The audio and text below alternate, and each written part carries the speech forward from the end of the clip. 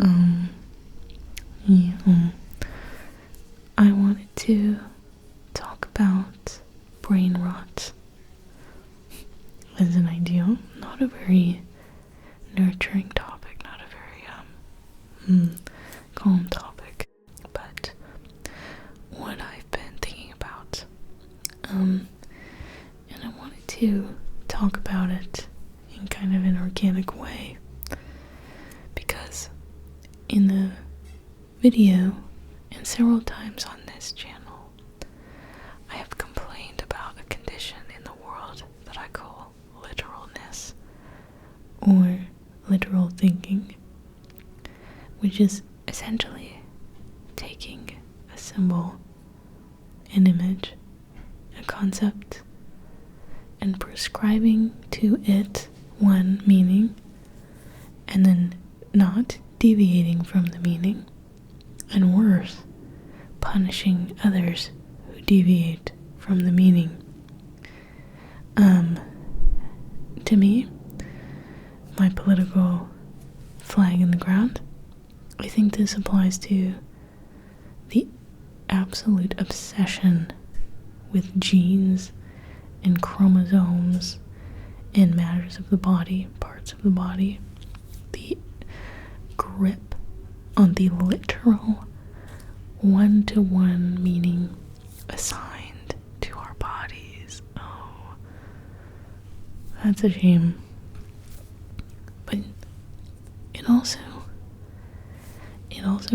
I feel is greatly responsible for the vast array of misunderstanding on the internet, because if somebody's version of like vegan or like healthy, oh, that's a better one, like healthy doesn't match yours, you see it all the time, where somebody is like, this is my healthy brownie recipe, I used date sugar instead of sugar, and someone will be like, all sugar is bad. And so that is what I call literalness, which is an inflexibility of the mind. You are like a thick rock, and you don't engage in the variety of meaning and possibility in the world. And I do see brain rot content functioning similarly, where it kind of is what it is, and it just kind of bounces off you like a little bouncy ball. There is not much to unpack. It just kind of is what it is, and I do see that as a shame, but I also view that brain rot is not just a style of content, also can be a self-imposed condition where you kind of willfully, or the brain rot can kind of help you to forget to flex your cognitive capacities as a human being, which is a problem. So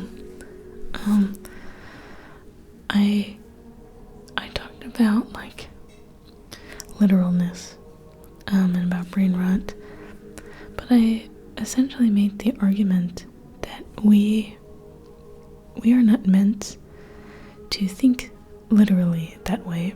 I do think literal thinking is most often chosen by people who want to be correct, and it's willful. I don't think that it's quite natural to think that way. I think it's a very convenient tool.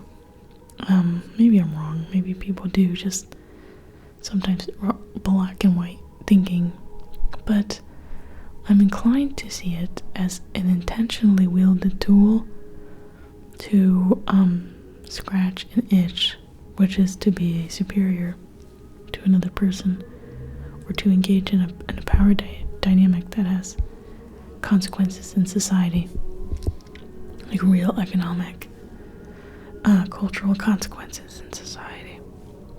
I believe that instead of that one-to-one, that we are hardwired to think flexibly and multiplicitously about the world because we are hardwired to see gesture, and that's why we are kind of hardwired for stories and myth, these kind of very fluid things, not like rocks and 1 + 1 is 2.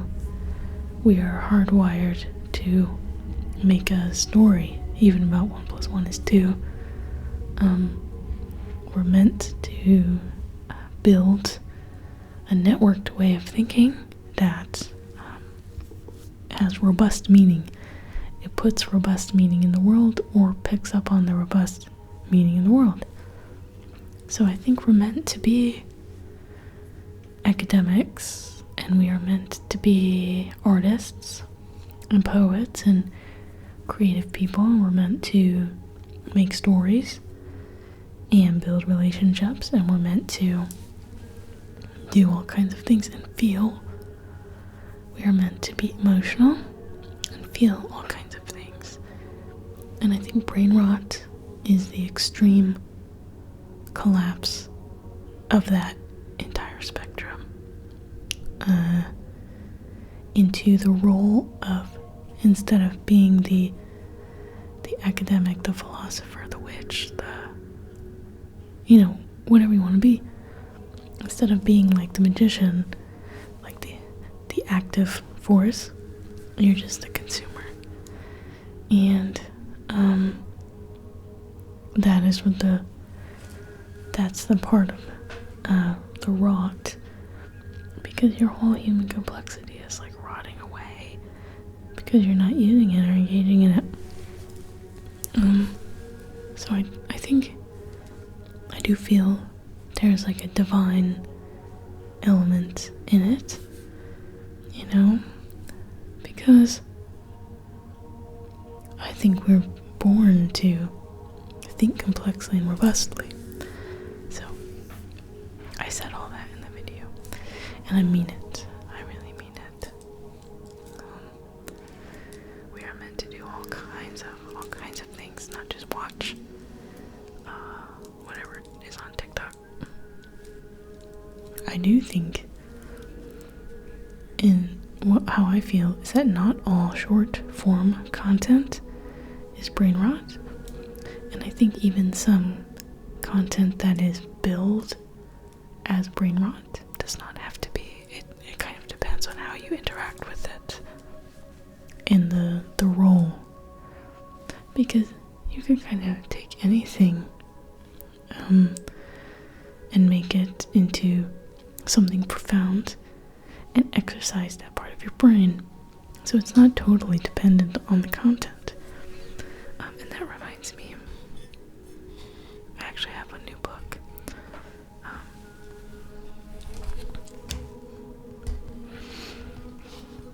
Okay, speaking of that, I got this book. It's called Virtual Mass. Do you see that? And it kind of is styled like a Bible, but it's an art book, and it's full of like screenshots of kind of during the pandemic, people going to mass that was like live streamed,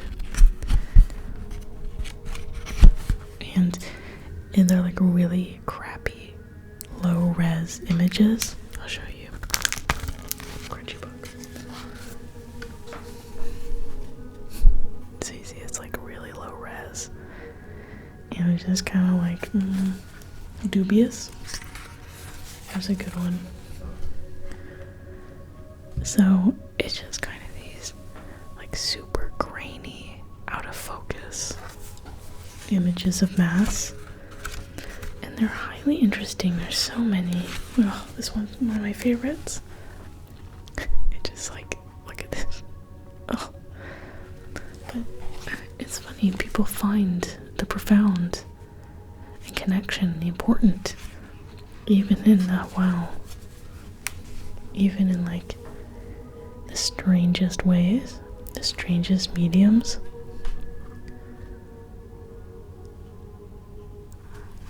We're hardwired for it. So it's not always the content. You can be watching a virtual mass, which is like barely has any pixels and hardly any sound, and you don't know what's happening. But that can be incredibly important to your development. And so I think certain brain rot content that is like strange and uncanny and surreal can be incredibly interesting. Depending on how you process it and engage with it and what you do with it. But of course, it was the Oxford Word of the Year, I believe, in 2024. So brain rot is not just like a theoretical thing that you can think, oh well, maybe I'll just change my attitude.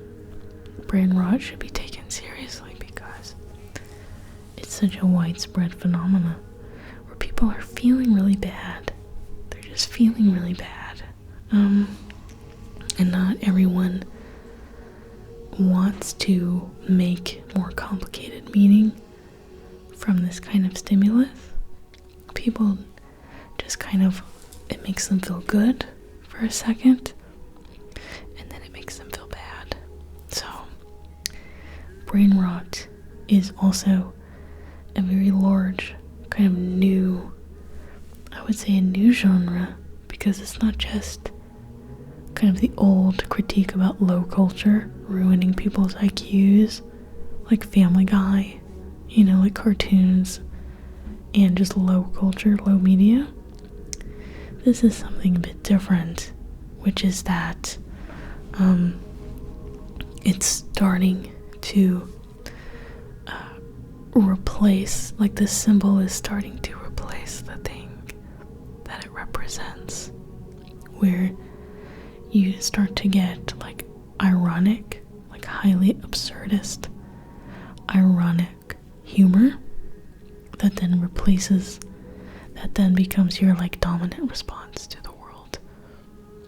And instead of authentically reacting, the self, especially like the young self that is still developing, can actually begin to express through the brain rot, through absurdism, nihilism, irony, instead of the emotions that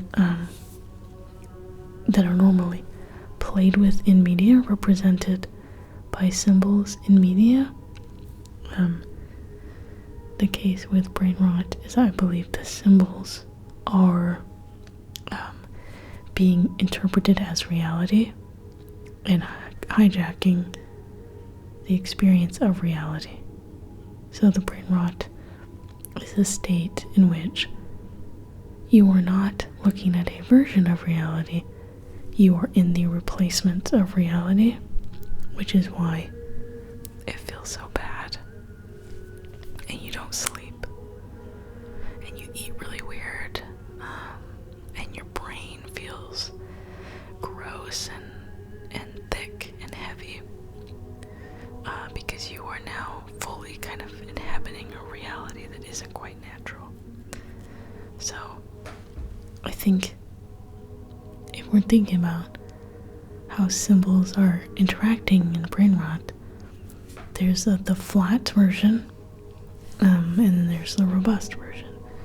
So brain rot is essentially the literalness and the flatness and the collapse of your mobility to, or your ability to have mobility and engage with the world of symbols in depth. And that's essentially my belief. That's how I interpret it. I think that the cure for brain rot is the openness and play in the full depth of the world of symbols. That's the cure for brain rot. I do believe that word being the word of 2024 means something. And I do believe that people are getting a little bit over it. And I've seen a lot of discourse about how people don't take anything seriously anymore, and it's not interesting anymore. And what is interesting is authenticity and sincerity. And I find those things interesting too, and desirable too, and I crave those too. And I think that hopefully the era of brain rot really wears itself out, because people are going to be sick of it. They are sick of it. I am sick of it. And I hope that everyone wants more for themselves, and that is what I'm seeing. But of course, it is hard to know if I am seeing what everyone else is on the internet. And if my gauge on culture is calibrated via the same information as someone else, or calibrated the same, so I don't know. I'm gonna cure your brain rot right now. Are you ready? Let's see if this works.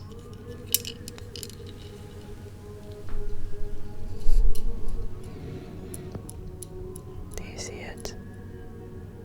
Do you see the fireworks? That's right, look into the fireworks and see the full spectrum of human life. Do you see the full spectrum of human life and how finite it all is? That's the cure for brain rot. Oh yeah. Look at fireworks is the equivalent of touch grass. But I think more people are touching grass because that just objectively feels good.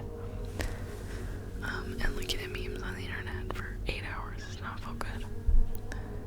So that's kind of a simple rule. If it feels good, it feels good. If it doesn't, it's probably not good for you. It's probably not good for you. You might have noticed that I just showed you 2 kind of new little goodies. I have a third for you. It's a postcard that I really like. Let's go. Check it out. It's the nativity, but it's an alien. It's Alien in a Manger postcard by Ben Trogdon. Ben Trogdon. One final thing that I wanted to say about that topic was that idea of activation. And that I believe that brain rot content is brain rot when it does not activate you, and it does not help you reach any potential. It doesn't deliver you any potency or potential. That's it. It just bounces off you like a rubber ball. I think images should activate something within us, either a part of our identity or the instinct to act, or the instinct to make something, or talk to somebody, or cry, or have a tantrum to feel something. And that images and symbols should do that. And if they don't do that, if it's just like, and it just is, it doesn't activate you, it actively kind of grinds you down and brings you down and makes you flat, then that's brain rot. And so somebody's brain rot could be very different. For example, I have heard people talk about reality television as brain rot, because for them, when they watch it, it grinds them down and they don't feel good, and it makes them feel stupid. But for me, you know, a lot of my favorite TV is reality TV, and it does not make me feel stupid. It makes me feel incredibly sharp. I am an anthropologist when I watch The Real Housewives. It liberates me. It makes me question the idea of womanhood. And I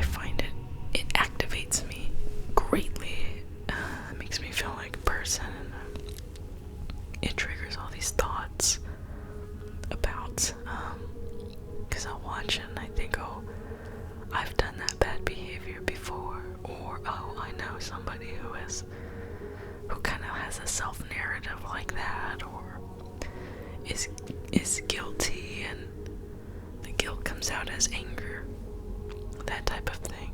So brain rot will, I think, be different, but the features of what it feels like to encounter it are the same, and that's how you know, oh, I'm consuming something that isn't good for me because it doesn't activate me.